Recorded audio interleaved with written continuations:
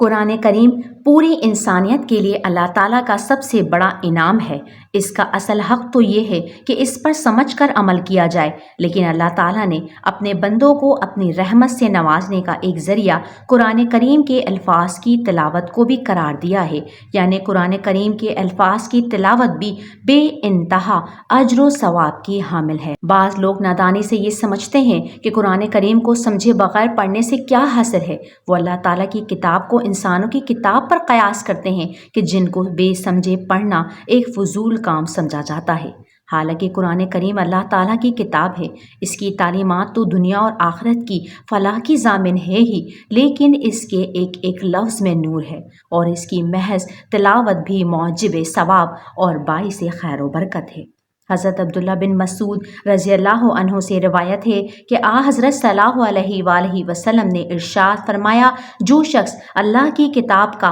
ایک حرف پڑھے اس کو ایک نیکی ملے گی، اور یہ ایک نیکی 10 نیکیوں کے برابر ہے۔ میں یہ نہیں کہتا الف لام میم ایک حرف ہے، بلکہ الف ایک حرف ہے، لام ایک حرف ہے اور میم ایک حرف ہے۔ اس حدیث سے معلوم ہوا کہ اگر کوئی شخص صرف الف لام میم تلاوت کرے تو صرف اتنی تلاوت سے بھی اس کے نامہ اعمال میں 30 نیکیوں کا اضافہ ہو جاتا ہے۔ اور اسی حدیث سے یہ بھی معلوم ہوا کہ یہ ثواب بے سمجھے پڑھنے پر بھی ملتا ہے، کیونکہ الف لام میم ایک ایسا لفظ ہے جس کے معنی کوئی نہیں جانتا، نہ اس کا صحیح مفہوم سمجھنے کا کوئی امکان ہے، کیونکہ یہ حروف مقطعات میں سے ہے جو متشابہات میں داخل ہیں اور ان کے معنی کوئی نہیں جانتا۔ آپ صلی اللہ علیہ وآلہ وسلم نے ان حروف کی مثال دے کر یہ بھی واضح فرما دیا کہ تلاوت قرآن کا یہ ثواب معنی سمجھنے پر موقوف نہیں ہے، بلکہ بے سمجھے تلاوت پر بھی یہ ثواب ملتا ہے۔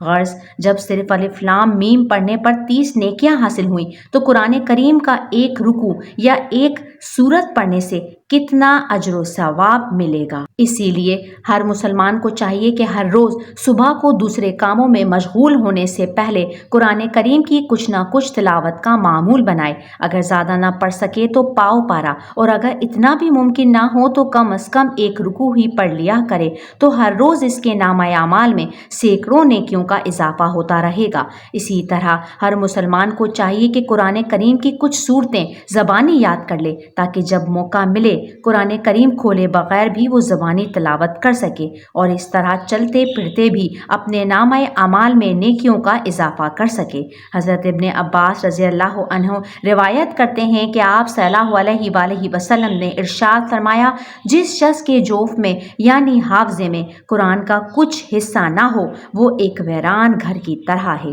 سورہ فاتحہ اور سورہ اخلاص کی تلاوت، قرآن کریم کی تلاوت جس حصے سے بھی ہو ثواب ہی ثواب ہے، لیکن بعض صورتوں کے خاص فضائل آپ صلی اللہ علیہ وآلہ وسلم نے بیان فرمائے ہیں۔ مختصر صورتوں میں سب سے زیادہ فضائل سورہ فاتحہ اور سورہ اخلاص قل هو اللہ احد کے بیان کیے گئے ہیں، اور بہت سی حدیثوں میں آپ صلی اللہ علیہ وآلہ وسلم نے فضیلت میں سورہ اخلاص کو 1/3 قرآن کے برابر قرار دیا ہے۔ حضرت ابو ہریرہ رضی اللہ عنہ فرماتے ہیں کہ ایک مرتبہ آپ صلی اللہ علیہ وآلہ وسلم نے صحابہ کرام رضی اللہ عنہ سے ارشاد فرمایا کہ جمع ہو جاؤ، میں تمہارے سامنے 1/3 قرآن کی تلاوت کروں گا۔ کچھ حضرات صحابہ رضی اللہ عنہ جمع ہو گئے تو آپ صلی اللہ علیہ وآلہ وسلم گھر سے باہر تشریف لائے اور قل هو اللہ احد پڑھ کر اندر تشریف لے گئے۔ پھر تھوڑی دیر میں باہر تشریف لا کر فرمایا، میں نے تم سے کہا تھا کہ میں تمہارے سامنے 1/3 قرآن پڑھوں گا، یاد رکھو یہ سورت یعنی سورہ اخلاص 1/3 قرآن کے برابر ہے۔ حضرت ابو درداء رضی اللہ عنہ سے روایت ہے کہ ایک مرتبہ آپ صلی اللہ علیہ وآلہ وسلم نے صحابہ رضی اللہ عنہ سے خطاب کرتے ہوئے فرمایا، کیا تم میں سے کوئی ایک رات میں 1/3 قرآن کی تلاوت نہیں کر سکتا؟ صحابہ رضی اللہ عنہ نے عرض کیا کہ ایک شخص ایک رات میں 1/3 قرآن کی تلاوت کیسے کرے گا؟ آپ صلی اللہ علیہ وآلہ وسلم نے فرمایا، قل هو اللہ احد 1/3 قرآن کے برابر ہے۔ اس لیے بزرگوں کا معمول ہے کہ مردوں کو ایصال ثواب کے لیے 3 مرتبہ سورہ اخلاص پڑھتے ہیں اور اس کا ثواب مردے کو پہنچا دیتے ہیں۔